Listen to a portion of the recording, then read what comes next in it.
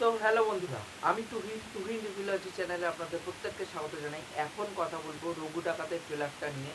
তা বেশ কিছুদিন হলো এই ট্রেলারটা ড্রপ করে দিয়েছে মেগাসরা। তা আমি ফাইনালি দেখে উঠলাম, কারণ এই কয়েকদিন আমি বাড়ি মানে কাজে খুব ব্যস্ত ছিলাম এবং বাড়িতে ঠিকঠাক করে সময় দিতে পারছিলাম না, যার জন্য ভিডিও করতে পারছিলাম না। এবার আমি নিজের কমিউনিটি পোস্টে এটা জানিয়েছিলাম যে কেন আমি ভিডিও করতে পারছি না। যারা আপনারা মানে নিয়মিত দর্শক আছেন, তারা ভালো মতনই জানেন, আমার ওই কমিউনিটি পোস্ট থেকেই দেখেছেন হয়তো। তা আমি সেখানটা পোস্ট করে জানিয়েছিলাম যে এই কয়েকদিন একটু সমস্যা হবে ভিডিও আনতে। আবার যখন ফ্রি হব, আবার ফ্রিকোয়েন্টলি যেরকম ভিডিও আসছিল সেরকমই ভিডিও আসবে। তা এখন দেখুন, এই যে রঘু ডাকাতের যে গল্পটা, সেই গল্পটাও হচ্ছে যে আমরা ইতিহাসের বইয়ের পাতায় পড়েছি এমন কিন্তু নয়। আমরা কি আমরা কিন্তু বিভিন্ন সময় বিভিন্ন টাইমে আমরা লোকমুখের মাধ্যমে কিন্তু জানতে পেরেছি রঘু ডাকাত কে ছিলেন, তার বীরত্বের কথা, এবং এই যে অত্যাচারে ভূস্বামী ছিল, মানে জমিদার শ্রেণীর লোকেরা বা ইংরেজরা যারা ছিল, তাদের থেকে জিনিসপত্র লুট করে নিয়ে এসে সেগুলো গরিব দুঃখীদের মাঝখানে বিলিয়ে দেওয়া, সেই জিনিসগুলো কিন্তু আমরা লোকমুখের মাধ্যমে কিন্তু শুনেছিলাম। এবার দেখুন, এই যে রঘু ডাকাতের যে গল্পটা, এটা এরকমও হতে পারে যে মানুষ, যে যদি এটা একটা মানে কোনো মানুষ এক্সিস্ট করতো না, এটা একটা পুরোপুরি ফিকশন একজন ক্যারেক্টার। এবার যদি ফিকশন একটা ক্যারেক্টার হয়, আমি এইভাবে মানে ট্রেলারটা দেখার পর রঘু ডাকাত নিয়ে যখন ভাবছিলাম, আমি এই জিনিসটাকে এইভাবে ভাবছি যে এই জিনিসটা এরকম হতে পারে যে মানুষকে বল দেওয়ার জন্য, মনে সাহস দেওয়ার জন্য একজন মাসিয়ার কথা বলা হতো, যে যেই মাসিয়া আসবে তাদেরকে একটা টাইমে বাঁচাবে এই অত্যাচারের থেকে। যেটা দেখবেন কেজিএফ এর ক্ষেত্রেও করা হয়েছিল। কেজিএফ চ্যাপ্টার 1 সিনেমাটা যদি দেখেন ভালো করে, কেজিএফ এর ক্ষেত্রে কি করা হয়েছিল, যে ওখানটা যখন কোলার গোল্ড ফিল্ডে যখন ওই গাড়ুরা এবং তার পরিবারের লোকেরা এত বছর ধরে অত্যাচার করে আসছে, মানুষগুলোকে এক্সপ্লয়েট করে আসছে এবং এদেরকে দিয়ে খাদানে খনন করিয়ে যে সোনাগুলো এক্সট্র্যাক্ট করে নিয়ে আসতো, তারা লাভবান হচ্ছে, মাঝখান দিয়ে এরা কষ্ট পাচ্ছে, এরাও দুঃখে থাকছে, এরা অত্যাচারিত হচ্ছে। তখন ওই যে ওদের মাঝখানে, ওই লোকগুলোর মাঝখানে একজন লোক ছিল যে রাত্রিবেলা প্রত্যেকদিন বাচ্চাগুলোকে বসে বসে একটা গল্প শোনাতো, একটা মাসিহার গল্প কিন্তু শোনাতো, যে একজন মাসিহা আসবে, তাদেরকে বাঁচাবে, তাদেরকে এই জায়গা থেকে নিয়ে বেরিয়ে যাবে এবং যারা অত্যাচারী আছে তাদেরকে কোথাও না কোথাও দমন করবে। পরবর্তীকালে ইয়াসি সেই ক্যারেক্টারটা হচ্ছে।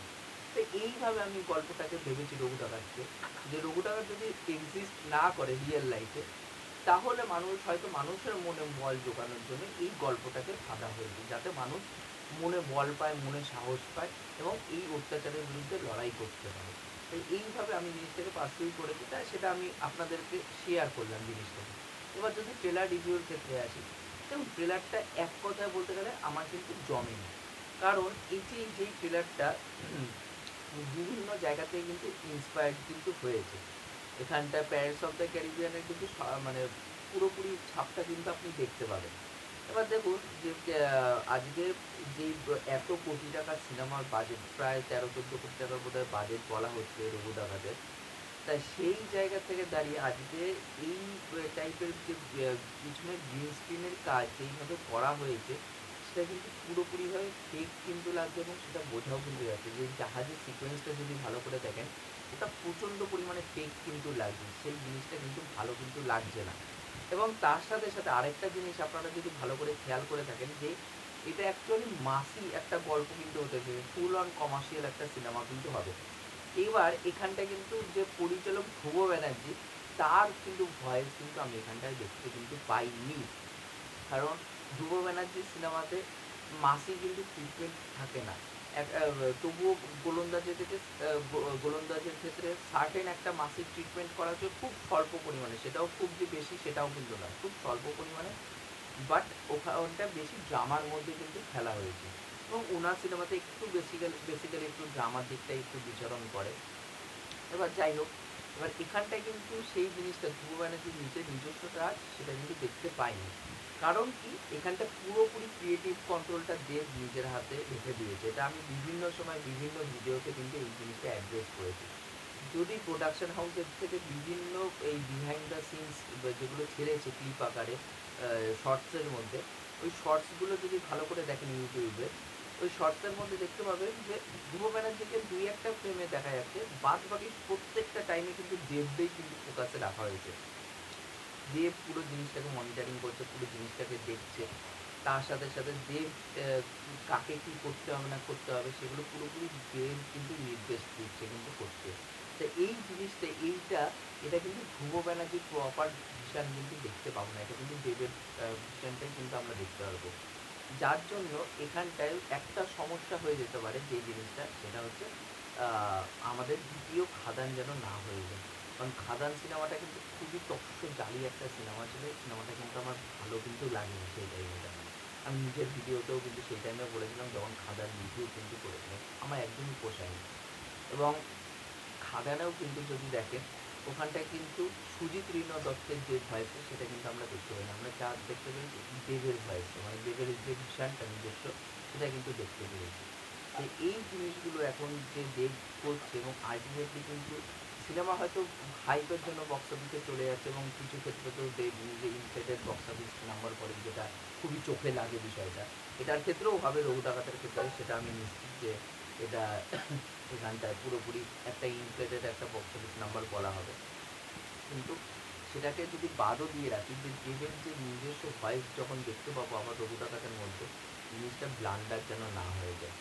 কারণ দেখুন এত কষ্ট করে টাকা ইনকাম করি সেই টাকাগুলো যখন একটা সিনেমার পিছনে লগ্নি করে দেখতে যাই তখন না সত্যি কথা বলতে গেলে খুব মানে রাগ ধরে যে কেন আমি এই সিনেমাটা দেখতে আসলাম। মানে নিকাশদের থেকেও বেশি রাগ ধরে নিজের প্রতি কেন আমি এই সিনেমাটা দেখি। তো এই ভয়টা কিন্তু অবশ্যই আছে। কিন্তু এখানটা ভালো দিক অবশ্যই আছে যেরকম অনির্বাণ ভট্টাচার্যের ব্যাপারটা, যে অনির্বাণ ভট্টাচার্যকে যেভাবে প্রেজেন্ট করা হয়েছে তার মনোলগ যেভাবে দেওয়া হচ্ছে সেগুলো কিন্তু খুব ইমপ্যাক্টফুল। আর আ অনির্বাণ ভট্টাচার্যকে বেশ ভালো লাগছে এবং তার সাথে, সাথে যে আমরা রূপা গাঙ্গুলিকে দেখতে পাচ্ছি তাকেও কিন্তু বেশ ভালো লাগছে সে এখানটায় ডাকাত মা হয়েছে। এবার এবং দেবের যে ব্যাপারটা যে অন্নকে দেখতে পাচ্ছি অন্নকে পুরো গলায় দড়ি দিয়ে গাছে ঝুলিয়ে দিচ্ছে অনির্বাণ এবং সেটা হয়তো দেবের কোনো কাছের একজন মানুষ হবে যার জন্য দেব এদের বিরুদ্ধে একটা লড়াই ঘোষণা করবে। কারণ ছোটোবেলায় এই ট্রমাটা তাকে এখনও কোথাও না কোথাও ঘুরে খায় এবং তারও একটা রিভেঞ্জের অ্যাঙ্গেল কিন্তু এখানটা জুড়ে কিন্তু যাচ্ছে। এবং যাই নীল চাষ যে করতে হবে যেটা ইংরেজরা চাপিয়ে দিচ্ছিল কৃষকদের উপর এবং সেই দায়িত্বটা দিয়ে দিচ্ছিল জমিদারদের উপর যে তোমরা যেই করে হোক নীল চাষ করাও এদেরকে দিয়ে সেই সবের বিরুদ্ধে লড়াই করবে যে মানে রঘু ডাকাত। দেখার সিনেমাটা কেমন হয় এবং এখানটা সোহিনীকেও কিন্তু বেশ ভাল লাগছে। এখানে বিট্রায়ালের গল্পও কিন্তু দেখানো হবে কারণ একটা পর্যায়ে দেখতে পাচ্ছি জাহাজের মধ্যে যখন অ্যাকশন সিকোয়েন্সটা হচ্ছে ওটা যতটা সম্ভব ক্লাইম্যাক্সের অ্যাকশন সিকোয়েন্স হবে। তার পিছন দিক থেকে তরোয়াল ঢুকিয়ে দিচ্ছে দেবের এবং ওটা আমার যা মনে হয় দেবেরই দলেরই কেউ একজন বিট্রে করবে দেবের সাথে। সেটাও কিন্তু হতে পারে। এবং এখানটায় ইদিকাকে কিন্তু খুব একটা যে ভালো লাগছে বলতে পারবো না। আমার ইদিকাকে একদম পোষাচ্ছে না।